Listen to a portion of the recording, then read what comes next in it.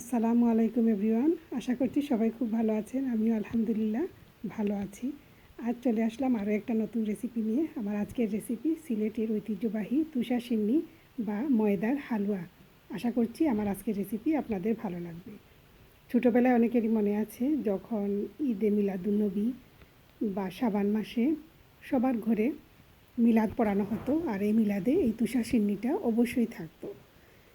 তো এটা অনেক সময় এভাবে গোল করে বাচ্চাদের সবার হাতে হাতে ধরিয়ে দেওয়া হতো, অথবা বন রুটির ভিতরে ঢুকিয়ে একটা বন সবার হাতে দিয়ে দেওয়া হতো। তো ওই সময় ছোটোবেলা আমরাও সবার এই মিলাদে অংশগ্রহণ করতাম এই সিন্নির লুভেই। তখন তো এত কিছু বুঝতাম না।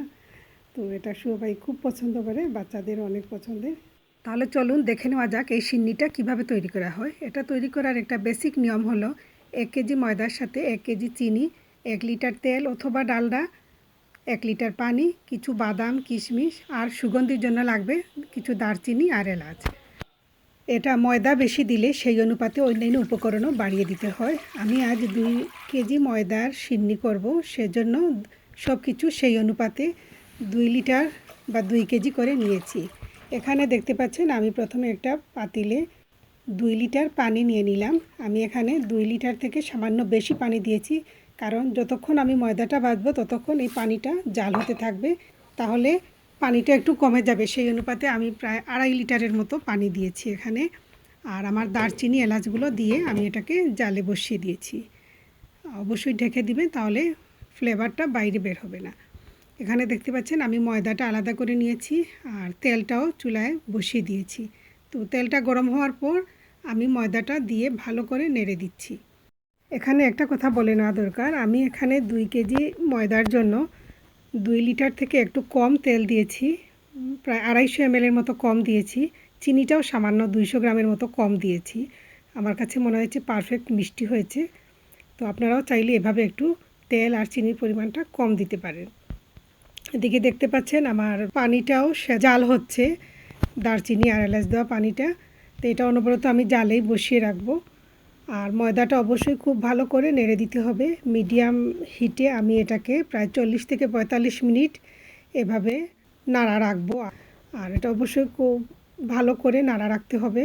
যদিও এটা দেখতে অনেকটা লিকুইডই মনে হচ্ছে, কিন্তু তারপরেও তলানিতে লেগে যায় যদি আমরা নাড়াটা বন্ধ করে দিই। আর জালটা প্রথম দিকে আমি মিডিয়াম হিটে করেছি, তারপর মিডিয়াম টু লো হিটের মধ্যে নিয়ে এসেছি। এদিকে দেখতে পাচ্ছেন আমার দারচিনি আর এলাচ দেওয়া পানিটা প্রায় 40 মিনিটের মতো জাল হয়েছে। এবার আমি এগুলোকে তুলে ফেলে দেব, নতুবা সিন্নির মধ্যে এটা থাকলে সিন্নির স্বাদটাই নষ্ট হয়ে যায়। আর এরপর আমি এর মধ্যে চিনিটা দিয়ে দেব। তো চিনিটা গলে যাওয়া পর্যন্ত আমি একটু নাড়া রাখবো, তারপর এটাকে আবার জালে বসিয়ে দেব। আর যতক্ষণ না আমার ময়দাটা রেডি হচ্ছে ততক্ষণ এই চিনির সিরাপটা জাল হতে থাকবে। এদিকে দেখতে পাচ্ছেন আমার ময়দাটা হালকা বাদামি কালার হয়ে গেছে। এখন আমি এটাকে নামিয়ে নেব। আমার এটা মোটামুটি ফ্রাই হয়ে গেছে।